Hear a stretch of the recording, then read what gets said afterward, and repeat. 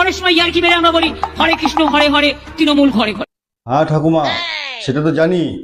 আর BJP কি বলে সেটা তোমার মুখ থেকে শুনতে চাই। আর বিজেপি ছদ্মবেশে সাধু সাজবে। মানে তুমি কি বলতে যাচ্ছ? হরে কৃষ্ণ হরি হরি, লোকের পকেট চুরি করি। টোটোর পিছনে সিক্স প্যাক অ্যাবস নিয়ে ঘুরছেন অনুব্রত মণ্ডল। পোস্টারে অনুব্রত কার্টুনের নিচে লেখা, আপনি যখন ক্ষমতায় ছিলেন বহুজনকে দিয়েছেন মিথ্যা করে গাঁজার কেস, পাপ কোনোদিন বাপকে ছাড়ে না। হায় হায় দিদিমা, এ তো তোমার কেষ্টর নামে এখন পোস্টারও বেরিয়েছে। কিসের জন্য বলুন তো? ও হো ঠাকুমা, তুমি জানো না নাকি? কেষ্ট গরু চোর, কয়লা চোর, পাচন চোর, অনেক আবার গাঁজার কেসও দিয়েছে। সামনে ধর্ম আর পেছনে কুকর্ম, দিদিমা তুমি কি সেগুলো সমর্থন করো? তাদের আমি কেন সমর্থন করব? তাই নাকি?